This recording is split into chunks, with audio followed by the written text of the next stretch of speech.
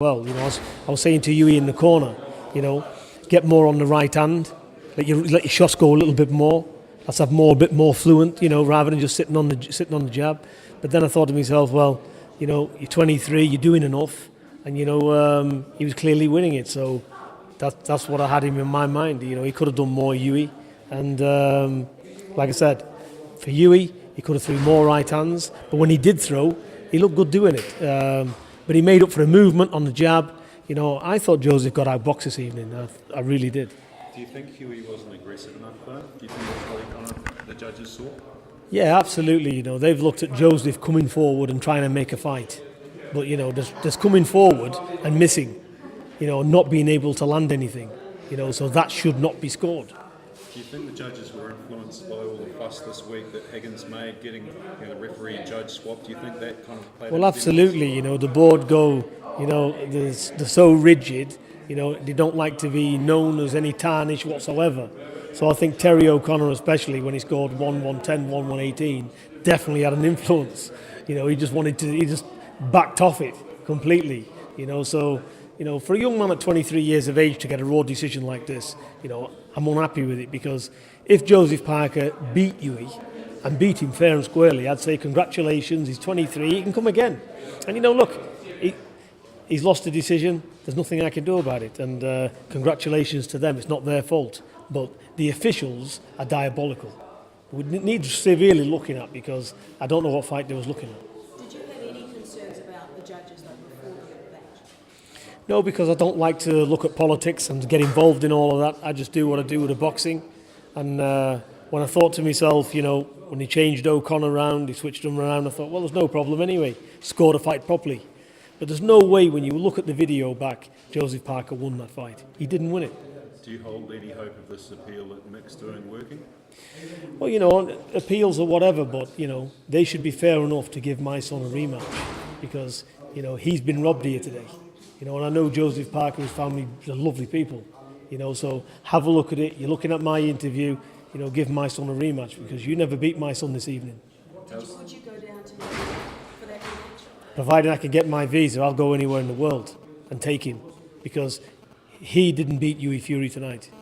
He shouldn't be champion this evening. How's Huey taking the loss? Yeah, he's pretty reserved. Obviously he's upset. He's put a hard camp in.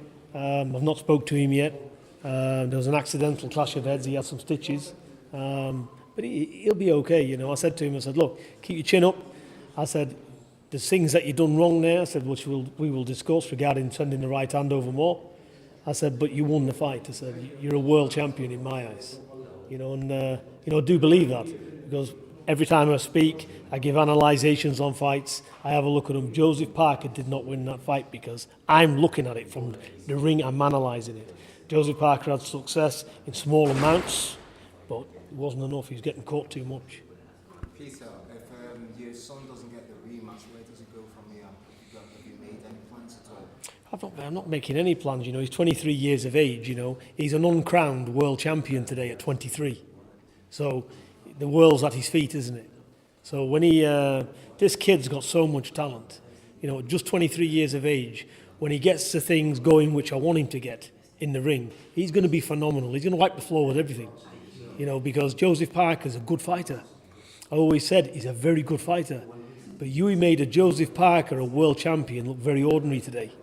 So that's the talent he's got. So he's a phenomenal young man. And Joseph hit him with some good shots as well and couldn't budge him. So he ticks all the boxes. He's got a chin like a piece of granite. He's game. He can go to 12 rounds, and he's been out for 18 months as well. So bearing in mind, he ticked a lot of boxes this evening, and he'll come from strength to strength, but he had a very appalling decision today.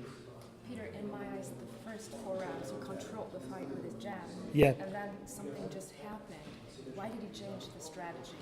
He just counter punches then? He shot the clearer shots, but he was inactive, more inactive than Parker. This is always a risk for the challenger. Yeah, there is that risk, and but I think as well, it didn't help, because the corner, which was unprofessional as well, told him he had a very bad cut. You never tell a fighter that. So that, I said, look, don't worry about the cut. I said, just move around. I said, to cut nothing. I said, it's above the eye. I shouldn't have to be talking like that when I've got amateurs around me in the corner. You know, don't tell a fighter how bad anything is.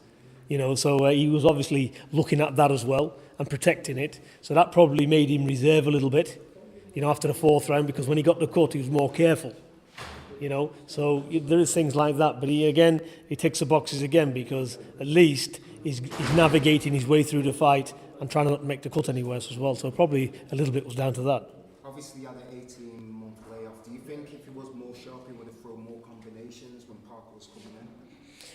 Just throwing and throwing, isn't he? He'd done enough to win the fight. You know, ideally, yes, 100%. He should have let right hand loose, you know, a lot more.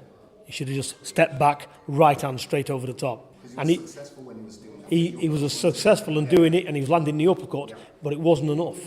But like I said, he made up for it on the movement, landing jabs, and bringing Parker onto the shots. But making him miss like he did, you know, was a phenomenal achievement.